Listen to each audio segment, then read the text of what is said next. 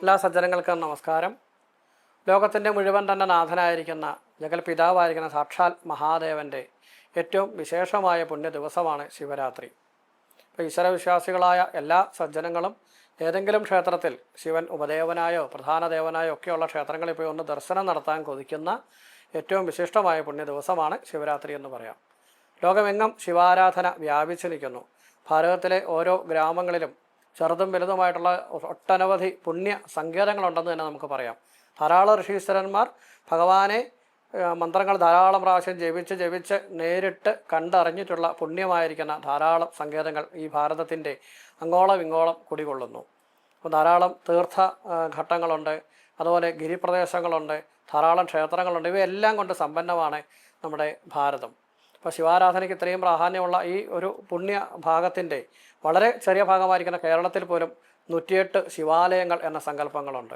അപ്പോൾ ഇവയിലൂടെ എല്ലാം വളരെ പൗരാണികമായിരിക്കുന്ന ആ ശിവാരാധന ഇന്നും വളരെ കൂടുതൽ ശക്തിയോടുകൂടി നമുക്ക് ഓരോരുത്തർക്കും ഊർജ്ജമായി ശക്തിയായി നമ്മളിലേക്ക് പ്രവഹിക്കുകയാണ് ഈ ശിവാരാധനയുടെ ഒരു അത്ഭുത ശക്തികൾ. ആ മഹത്തായിരിക്കുന്ന ശക്തിയെ അനുഭവിച്ചറിയാൻ വേണ്ടി സാധിക്കേണ്ട ഏറ്റവും പുണ്യ ദിവസമാണ് ശിവരാത്രി. ശിവൻ്റെ രാത്രി എന്നാണ് ശിവരാത്രി എന്നതുകൊണ്ട് അർത്ഥമാക്കുന്നത്. അതിന് പല വിധേനയുള്ള കഥകളും എല്ലാം ഉണ്ട്. പലാഴി മഥനം നമുക്കെല്ലാം അറിയാം. ആ പലാഴി മഥനം എന്ന് പറയുന്ന ആ പുണ്യമായ ഒരു സന്ദർഭത്തിങ്കൽ കാളകൂട വിഷം എന്ന് പറയുന്ന ഘോരമായ വിഷം കൊണ്ട് ലോകത്തിന് മുഴുവൻ തന്നെയും നാശമുണ്ടാകും എന്ന ഒരു സന്ദർഭം വന്നപ്പോൾ ലോകത്തെ മുഴുവൻ തന്നെയും രക്ഷിക്കുന്നതിന് വേണ്ടി സാക്ഷാൽ മഹാദേവൻ കാളകൂട വിഷത്തെ പാനം ചെയ്ത ദിവസമാണ് എന്നാണ് സങ്കല്പം. ആ മഹർഷിമാരും മറ്റ് ദേവന്മാരും എല്ലാവരും ഭഗവാന്റെ ചുറ്റിനും ഇരുന്നു കൊണ്ട് നാമജപത്തോടുകൂടി ഉറക്കളച്ചിരുന്ന ഒരു ദിവസം എന്നും ഈ കഥയെ പറയാറുണ്ട്.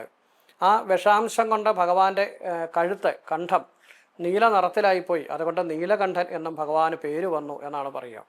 മറ്റ് വ്യത്യസ്തമായ ധാരാളം ദേവീ ദേവസങ്കല്പങ്ങളൊക്കെ നമുക്കുണ്ട് എങ്കിൽ തന്നെയും ലോകത്തിൻ്റെ മുഴുവൻ തന്നെ രക്ഷയ്ക്ക് വേണ്ടി ഘോരമായിരിക്കുന്ന ആ വിഷത്തെ മുഴുവൻ തന്നെയും പാനം ചെയ്തു എന്ന് പറയുന്ന ആ മഹത്തായൊരു സങ്കല്പം ഏറ്റവും വലിയ ത്യാഗത്തിൻ്റെ സങ്കല്പമായി കൂടെയാണ് അനുസ്മരിക്കപ്പെടുന്നത്. ശിവക്ഷേത്രങ്ങൾ ധാരാളമുണ്ട്. പരശുരാമസ്വാമി തന്നെ പ്രതിഷ്ഠിച്ചു എന്ന് പറയുന്ന 108 ശിവാലയങ്ങൾ നമ്മുടെ ഈ സ്വന്തം നമ്മുടെ കേരളത്തിൽ ഉണ്ട്. ഇവയിൽ ഓരോ ക്ഷേത്രങ്ങളിലും വ്യത്യസ്തമായ ആചാര സമ്പ്രദായങ്ങളും പൂജകളും അനുഷ്ഠാനങ്ങളും എല്ലാം ഉണ്ട്. അങ്ങേയറ്റം മുതൽ ഇങ്ങേയറ്റം വരെ വ്യാപിച്ചു കിടക്കുന്ന ഈ എല്ലാ ക്ഷേത്രങ്ങളിലും ശിവനെ സംബന്ധിക്കുന്ന ഹോമങ്ങളും പൂജകളും എല്ലാം കൊണ്ടും ശിവരാത്രി ദിവസം വളരെ ആഘോഷമാണ്. ചില ക്ഷേത്രങ്ങളിൽ ഉപദേവന്മാരായിരിക്കും ശിവനുള്ള, അവിടങ്ങളിൽ പോലും ശിവരാത്രി ദിവസം വിശേഷാൽ അഭിഷേകങ്ങളും അനുഷ്ഠാനങ്ങളും ഉണ്ട്. എന്തു തന്നെ ആയാലും അന്നേ ദിവസം ചെയ്യുന്ന ഒരു ചെറിയ നാമജപത്തിന് പോലും അത്ഭുതകരമായ ശക്തിയുണ്ട്.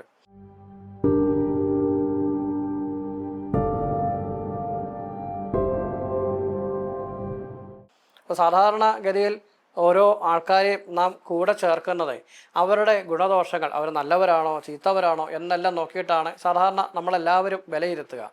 എന്നാൽ മഹാദേവൻ്റെ ഒരു പ്രത്യേകത അങ്ങനെയല്ല. തന്നെ ആശ്രയിക്കുന്നത് ആര് തന്നെയാണെങ്കിലും ആ ആളോടെ സ്വന്തം ഭക്തനോട് വല്ലാത്തൊരു ഇഷ്ടത്തോടു കൂടി അവരെ ചേർത്ത് നിർത്തുന്നത് പുരാണങ്ങളിൽ നമുക്ക് കാണുവാൻ സാധിക്കും. ലോകത്തിന് മുഴുവൻ തന്നെയും ഒരു ഉപദ്രവകാരിയായി മാറിയ രാവണനെ സംബന്ധിച്ചിടത്തോളം ആ രാവണന് ഈ പറയുന്ന മഹാശക്തി എല്ലാം ലഭിച്ചത് ഭഗവാന്റെ അനുഗ്രഹം അതിനകത്ത് ഏറ്റവും പ്രധാനപ്പെട്ട കാര്യമാണ്. സാക്ഷാൽ മഹാദേവൻ്റെ ഭക്തനായി തന്നെയാണ് പല രാക്ഷസരെയും പല അസുര സ്വഭാവ ജാതിയിൽപ്പെട്ട ആൾക്കാരെയും പറയുന്നത്. കാരണം അവരെല്ലാം ഭഗവാനെ കണ്ണടച്ചങ്ങ് ആശ്രയം പ്രാപിക്കുമ്പോൾ ഭഗവാൻ അവർക്ക് വാരിക്കോരി എല്ലാ സമൃദ്ധിയും ഐശ്വര്യവും നൽകുന്നു. ഭഗവാൻ ഇങ്ങനെ നമുക്കെല്ലാം എല്ലാ വിധത്തിലുള്ള ഐശ്വര്യങ്ങളും തരും. നമ്മുടെയൊക്കെ ഗുണദോഷങ്ങളെ നോക്കാതെ തന്നെ നാം ഭഗവാനെ ആശ്രയിച്ചാൽ ഭഗവാൻ നമ്മിലേക്ക് ചേർത്ത് നിർത്തുകയും ഇതെൻ്റെ സ്വന്തം ആളാണ് എന്ന രീതിയിൽ ചേർത്തിരുത്തി നമുക്ക് എല്ലാം തരുന്നു എന്നർത്ഥം. പക്ഷെ അത്തരം സന്ദർഭങ്ങളിൽ കൂടുതൽ സംഭവിക്കുന്നത് ഈ വരബലം ലഭിച്ച വ്യക്തികൾ അഹങ്കാരികളായി മാറുന്നു. അവർക്ക് കിട്ടിയ സൗഭാഗ്യത്തിൽ അവർ സന്തോഷത്തോടുകൂടി നല്ലത് ചരിച്ച് പോവുകയാണെങ്കിൽ ഇവരെ ലോകത്തിന് എക്കാലവും ഗുണകരമായി മാറും. എന്നാൽ അങ്ങനെയല്ല, എനിക്ക് കിട്ടിയ നേട്ടങ്ങളിൽ ഞാൻ കുറച്ച് ഒരു മതിമറന്ന് അഹങ്കരിച്ചുകൊണ്ട് ലോകത്തെ മുഴുവൻ തന്നെയും ഉപദ്രവിക്കാൻ പോകുമ്പോൾ അതിന് മറുവശം ഉണ്ടാവുന്നു എന്നുള്ളതാണ് രാവണൻ്റെ കഥയിലൂടെയെല്ലാം നാം മനസ്സിലാക്കേണ്ടത്. അപ്പോൾ വരബലം കൊണ്ട് ഗുണം കിട്ടുമ്പോൾ അത് നമുക്ക് ഗുണമായി തീരണം, ലോകത്തിന് ഗുണമായി തീരണം, എല്ലാവർക്കും എല്ലാം ചെയ്തു കൊടുക്കാൻ സാധിക്കുന്ന ഒരു മഹാശക്തിയായി അതിനെ മാറ്റുവാൻ സാധിക്കണം. എന്നാൽ ഈ രാക്ഷസ വംശത്തിൽ ജനിച്ച പല വ്യക്തികളെ സംബന്ധിച്ചും അവരതിൽ അഹങ്കരിച്ചുകൊണ്ട് ലോകത്തെ മുഴുവൻ തന്നെ വെല്ലുവിളിക്കുകയും ഇതേപോലെ ഭക്തരായ മറ്റു സജ്ജനങ്ങളെ എല്ലാവരെയും ദ്രോഹിക്കുകയും ചെയ്യുമ്പോഴാണ് പല സന്ദർഭങ്ങളിലും സാക്ഷാൽ ഈശ്വരൻ വീണ്ടും അവതരിച്ച് ഇത്തരം അധർമ്മത്തെ തുടച്ചു മാറ്റേണ്ടി വരുന്നത് എന്നത് അതിൻ്റെ മറുവശം. എന്തു തന്നെയായാലും നമുക്കെല്ലാം ലഭിക്കുന്ന അനുഗ്രഹങ്ങൾ നമുക്ക് കൂടുതൽ കൂടുതൽ ഗുണകരമാവണം. നമുക്കും ലോകത്തിന് മുഴുവൻ തന്നെ ക്ഷേമ ഐശ്വര്യങ്ങൾ നൽകാൻ അത് നമുക്ക് പ്രയോജനപ്പെടുത്തണം.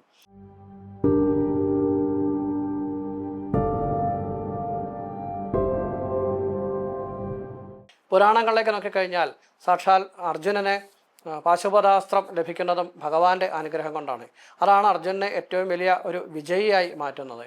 രാവണനെ ചന്ദ്രഹാസം എന്ന് പറഞ്ഞിരിക്കുന്ന വാള് സ്വന്തമാക്കാൻ സാധിക്കുന്നതും അതിലൂടെ ലോകത്തെ മുഴുവൻ തന്നെയും അതിജീവിക്കാൻ സാധിക്കുന്നതും ഭഗവാന്റെ അനുഗ്രഹമാണ്. ഹനുമാൻ സ്വാമി ലങ്കയിൽ ചെന്ന് അവിടെ മുഴുവൻ തന്നെയും ദഹിപ്പിക്കുന്ന ആ സന്ദർഭം നമുക്കറിയാം. സുന്ദരകാന്ഡത്തിലൂടെ വളരെ വിശദമായി തുഞ്ചത്ത് എഴുത്തച്ഛൻ പറഞ്ഞിരിക്കുന്നു. ആ ലങ്കയിലുള്ള സമൃദ്ധിയും ഐശ്വര്യത്തെയും മൊത്തം തന്നെ ഹനുമാൻ സ്വാമി നശിപ്പിച്ചു കളയുകയാണ്. അതിനുശേഷവും അവയെല്ലാം അതേ രീതിക്ക് വളർത്തിക്കൊണ്ടുവരുവാൻ, അതേപോലെ വീണ്ടും സൃഷ്ടിക്കുവാൻ ഭഗവാൻ സാക്ഷാൽ മഹാദേവൻ്റെ അനുഗ്രഹം കൊണ്ട് രാവണന് സാധിച്ചു എന്നാണ് പറയുക. എന്നുവെച്ചാൽ നശിച്ചതൊക്കെയും വീണ്ടും നേടിയെടുക്കുവാൻ കൊട്ടാരങ്ങളും അവിടുത്തെ ഉണ്ടായിരുന്ന സമൃദ്ധി ഐശ്വര്യവും എല്ലാം അതേപോലെ തന്നെ വീണ്ടും വീണ്ടും ആർജിക്കുവാൻ, വീണ്ടും സൃഷ്ടിക്കുവാൻ രാവണന് സാധിച്ചതും ഭഗവാന്റെ അനുഗ്രഹ കടാക്ഷം കൊണ്ടാണെന്നർത്ഥം. അപ്പോൾ അത്രയ്ക്ക് വലിയ ശക്തിയാണ് മഹാദേവൻ്റെ അനുഗ്രഹം. ധനത്തിൻ്റെ ദേവനായി നാം എല്ലാം പറയാറുണ്ട്. വൈശ്രവണൻ, കുബേരൻ എന്ന് പറയും. ആ കുബേരനെ ഈ കണ്ട എല്ലാ ധനസമൃദ്ധിയും ലഭിച്ചത് സാക്ഷാൽ മഹാദേവൻ്റെ അനുഗ്രഹം കൊണ്ടാണ്.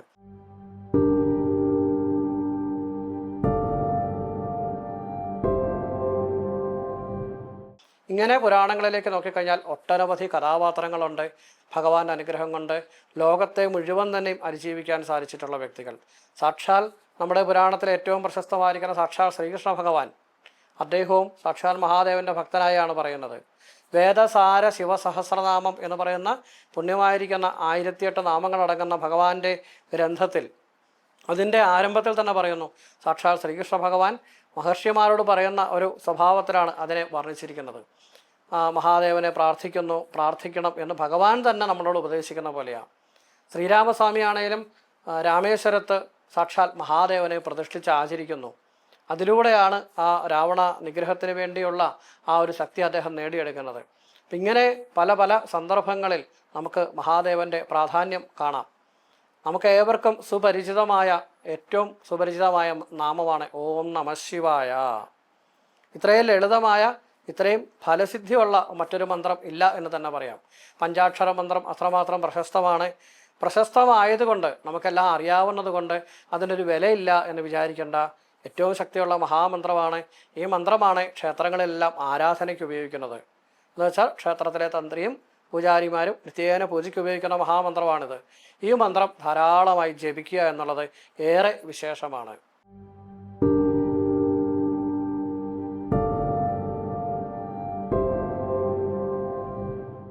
ശിവരാത്രി ദിവസം നാം എല്ലാവരും വ്രതമെടുക്കണം. മത്സ്യാംസാദി ഭക്ഷണം ഒഴിവാക്കുക. ആരോഗ്യം കൊണ്ട് സാധിക്കുന്നവർ പൂർണ്ണ ഉപവാസം എടുക്കുക.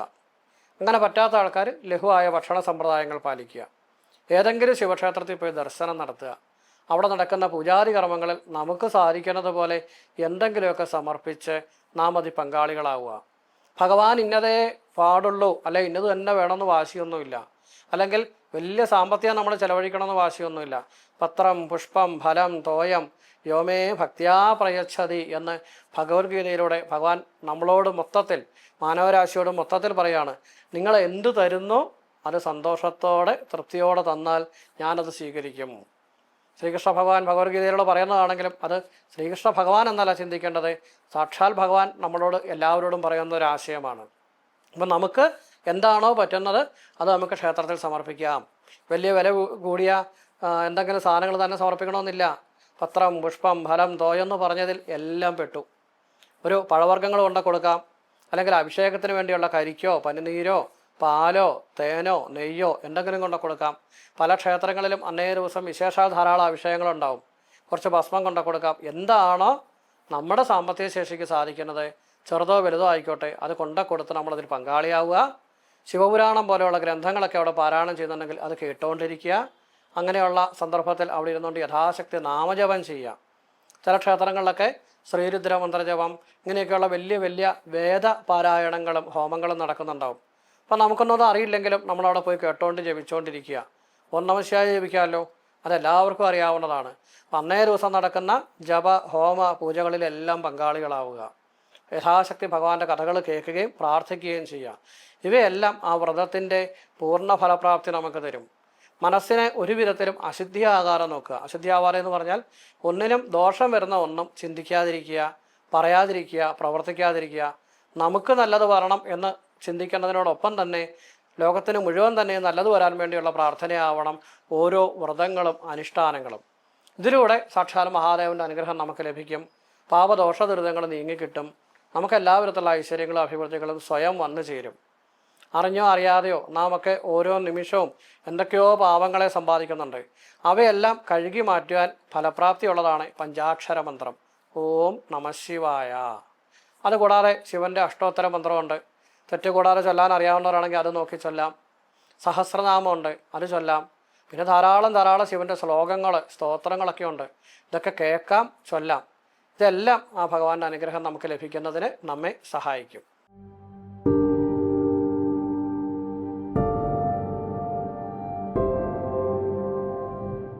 ശിവക്ഷേത്രത്തിൽ നടത്താവുന്ന വഴിപാടുകളിൽ ധാര ഏറെ വിശേഷമാണ്. ജലം കൊണ്ട് ഭഗവാന്റെ ശിരസിൽ നിർത്താതെ ജലം ഒഴിച്ചുകൊണ്ടിരിക്കുന്ന ഒരു പ്രത്യേക പാത്രമുണ്ട്, ധാരപാത്രം എന്ന് പറയും. അതിലൂടെ ജലം ഭഗവാന്റെ ശിരസിൽ വീണുകൊണ്ടിരിക്കുന്നു. ഈ സമയത്ത് മേശാന്തി അല്ലെങ്കിൽ തന്ത്രി പൂജാരി ദർഭപുല്യം കൊണ്ട് ഈ പാത്രത്തിലെ ജലത്തിൽ സ്പർശിച്ചുകൊണ്ട് മന്ത്രങ്ങൾ ജപിക്കുന്നു. ഇതിനാണ് ധാര എന്ന് പറയുക. അതേറെ വിശേഷമാണ്, അത് നമുക്ക് നടത്താം. അതുപോലെ കരിക്കഭിഷേകം, പനിനീരഭിഷേകം, ഇങ്ങനെയുള്ള വിശേഷാൽ അഭിഷേകങ്ങളൊക്കെ ചെയ്യാം. ശിവരാത്രി ദിവസം ക്ഷേത്രത്തിൽ രാത്രി സമയത്തും യാമപൂജകൾ, വിശേഷാൽ പൂജകളുണ്ട്. ആ പൂജകളിൽ പങ്കെടുക്കുക.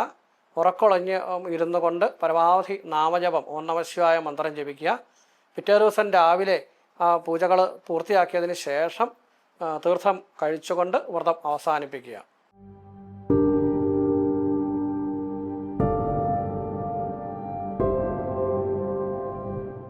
ശിവരാത്രി ദിവസം നടത്താൻ പറ്റുന്ന വിശേഷാൽ വേദമന്ത്ര, താന്ത്രിക മന്ത്രങ്ങളെ കൊണ്ടുള്ള പുഷ്പാഞ്ജലികളുണ്ട്. ഇവയെല്ലാം കാര്യസിദ്ധിക്ക് നമ്മെ വളരെ വേഗത്തിൽ സഹായിക്കും. ശ്രീരുദ്ര മന്ത്രം കൊണ്ട് പുഷ്പാഞ്ജലി ചെയ്യുന്നത് ദുരിതശാന്തിക്കും, ആയുസൂക്തം രോഗദുരിതശാന്തിക്കും, സംവാര സൂക്തം ഐക്യത്തിനും സമാധാനത്തിനും കുടുംബഭദ്രതയ്ക്കും ഗുണകരമാണ്. അഷ്ടോത്തര സർവനാമാവലി കാര്യസിദ്ധിക്കും, സഹസ്രനാമം ഐശ്വര്യത്തിനു വേണ്ടിയും, പഞ്ചാക്ഷര മന്ത്രം കൊണ്ടുള്ള പുഷ്പാഞ്ജലി പാപശമനത്തിനും ഐശ്വര്യത്തിനും, സ്ഥാനമന്ത്രം കൊണ്ടുള്ള അർച്ചന മനഃശാന്തിക്കും കാര്യവിജയത്തിനും സഹായകരമാണ്. അഘോര മന്ത്രാർച്ചന ശത്രുദോഷം നീങ്ങാനും, പാശുപത മന്ത്രം കൊണ്ടുള്ള അർച്ചന ഭയം മാറുന്നതിനു വേണ്ടിയും, രുദ്രസൂക്ത അർച്ചന ഐശ്വര്യത്തിനും ധനാഭിവൃദ്ധിക്കും ഗുണകരമാണ്. ഭാഗ്യസൂക്തം ഭാഗ്യം തെളിയുന്നതിനും, പ്രാസാര മന്ത്രം കൊണ്ടുള്ള അർച്ചന മുൻജന്മദോഷങ്ങളെ മാറ്റുന്നതിനും, പഞ്ചബ്രഹ്മൻ എന്ന് പറഞ്ഞ മന്ത്രം കൊണ്ടുള്ള അർച്ചന സർവ്വപാപശാന്തിക്കും സർവകാര്യ വിജയത്തിനും നമ്മെ സഹായിക്കും. തൽപുരുഷ മന്ത്രം കൊണ്ടുള്ള അർച്ചന സമൃദ്ധിക്കും, ഈശാനൻ എന്ന മന്ത്രം കൊണ്ടുള്ള അർച്ചന ഭാഗ്യത്തിനും, വാമദേവൻ എന്ന മന്ത്രം കൊണ്ടുള്ള അർച്ചന വിഘ്ന നിവാരണത്തിനും, അഘോര മന്ത്രം കൊണ്ടുള്ള അർച്ചന ശത്രുദോഷ ദുരിതങ്ങളെ മാറ്റുന്നതിനും നമ്മെ സഹായിക്കും. സദ്യോജാതൻ എന്ന മന്ത്രം കൊണ്ടുള്ള അർച്ചന മനഃശാന്തിക്കും സമാധാനത്തിനും ഗുണകരമാണ്. ഈ അർച്ചനകളെല്ലാം ക്ഷേത്രത്തിൽ ക്ഷേത്ര പൂജാരിയെ കൊണ്ട് പറഞ്ഞ് ചെയ്യിപ്പിക്കുകയാണ് വേണ്ടത്. ക്ഷീരധാര കാര്യവിജയത്തിനും, നെയ് കൊണ്ടുള്ള ധാര സർവൈശ്വര്യ സമൃദ്ധിക്കും, കരിക്ക് കൊണ്ടുള്ള ധാര മനഃശാന്തിക്കും പാപശാന്തിക്കും, പഞ്ചഗവ്യം കൊണ്ട് ധാര നടത്തുന്നത് പൂർവ്വജന്മ ദുരിതശാന്തിക്കും, തേൻ കൊണ്ടുള്ള ധാര ശാപദോഷശാന്തിക്കും, എണ്ണ കൊണ്ട് ധാര നടത്തുന്നത് രോഗശാന്തിക്കും, ജലധാര പാപശാന്തിക്കും, അഷ്ടഗന്ധ ജലം കൊണ്ടുള്ള ധാര ശത്രുദോഷശാന്തിക്കും ഗുണകരമാണ്. ഈ എല്ലാ വഴിപാടുകളും ശിവരാത്രി, തിങ്കളാഴ്ച, തിരുവാതിര എന്നീ ദിവസങ്ങളിൽ ചെയ്യാവുന്നതാണ്. 7, 12 തുടങ്ങി യഥാശക്തി പ്രാവശ്യം ഈ വഴിപാടുകൾ ആവർത്തിക്കാം. ശിവരാത്രി ദിവസം ഭഗവാനെ വ്യത്യസ്തമായിരിക്കുന്ന പല വിധേനയുള്ള നിവേദ്യങ്ങളും നമുക്ക് സമർപ്പിക്കാം. ഇവയും നമുക്ക് സാധിക്കുന്നതുപോലെ യഥാശക്തി ചെയ്താൽ മതി. പാൽപ്പായസം ഐശ്വര്യ സമൃദ്ധിക്കും ദാരിദ്ര്യ ശമനത്തിനു വേണ്ടിയും, ശർക്കര പായസം ദൃഷ്ടിദോഷ ശത്രുദോഷങ്ങൾ മാറാനും, വെള്ള നിവേദ്യം കാര്യവിജയത്തിനും പിതൃക്കളുടെ പ്രീതിക്കും ഗുണകരമാണ്. കരിക്ക് നിവേദിക്കുന്നത് രോഗദുരിതം മാറാനും, താമ്പൂല നിവേദ്യം ഭാഗ്യലബ്ധിക്കും സമാധാനത്തിനും, ത്രിമധുരം കാര്യസിദ്ധിക്കും ഭയവിമുക്തിക്കും ഗുണകരമാണ്. നെയ്പായസം സമൃദ്ധിക്കും, കദളിപ്പഴം നിവേദിക്കുന്നത് ആരോഗ്യലബ്ധിക്കും സഹായകരമാണ്. പഞ്ചാമൃതം നിവേദിക്കുന്നത് കുടുംബഭദ്രതയ്ക്ക് നമ്മെ സഹായിക്കും.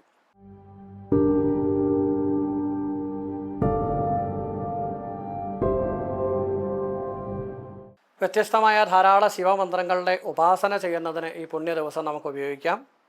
ത്രയംബക മന്ത്രം സാക്ഷാൽ ആയുരാരോഗ്യ ബലത്തിന് വേണ്ടി ഋഷീശ്വരന്മാർ ചെയ്തു വരുന്നതാണ്. ഇപ്പം മൃത്യുഞ്ജയ മന്ത്രം അല്ലെങ്കിൽ ത്രയംബക മന്ത്രം എന്ന് പറയുന്ന മന്ത്രജപത്തിലൂടെ ആയുരാരോഗ്യ ലബ്ധിക്ക് ഗുണകരമാണ്. അഘോര മന്ത്രം, അതേപോലെ വാമദേവൻ, ഈശാനൻ, തൽപുരുഷൻ ഇങ്ങനെ പറയുന്ന പഞ്ചബ്രഹ്മൻ എന്ന് പറയുന്ന മന്ത്രത്തിൻ്റെ വ്യത്യസ്തമായ ഭാഗങ്ങൾ, ഈ ഓരോ മന്ത്രങ്ങളും ജപിക്കുന്നതും ഉപാസനാബലം കൂടുന്നതിന് വേണ്ടിയും ഭാഗ്യം തെളിയാനും പാപദോഷ ദുരിതശാന്തിക്കും എല്ലാം നമ്മെ സഹായിക്കും. ദക്ഷിണാമൂർത്തി സങ്കല്പം വളരെ പ്രശസ്തമാണ്. ദക്ഷിണാമൂർത്തി മന്ത്രജപം കുട്ടികളുടെ വിദ്യാവിജയത്തിന് നമ്മെ സഹായിക്കും. അഘോരൻ ശത്രുദോഷ ദുരിതങ്ങളെ മാറ്റാൻ ഗുണകരമാണ്.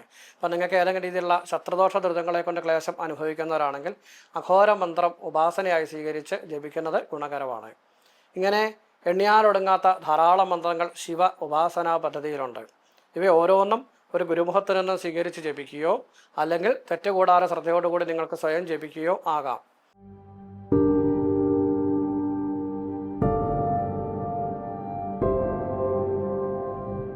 മന്ത്രങ്ങളിൽ വെച്ച് എല്ലാം തന്നെ ഏറ്റവും പരമപ്രധാനം എന്ന് പറയുന്നത് പഞ്ചാക്ഷര മന്ത്രം തന്നെയാണ്. അപ്പോൾ വ്യത്യസ്തമായ മന്ത്രങ്ങൾ ജപിക്കുമ്പോൾ തെറ്റിപ്പോകുമോ എന്ന ആശങ്കയുള്ളവർ ഇതൊന്നും വേണ്ട, പഞ്ചാക്ഷര മന്ത്രം കൃത്യമായി ചിട്ടയോടുകൂടി ജപിക്കുക. അതിലൂടെ തന്നെ ഏതൊരു വിധത്തിലുള്ള ആഗ്രഹ സാഫല്യത്തിനും നമ്മെ സഹായിക്കും.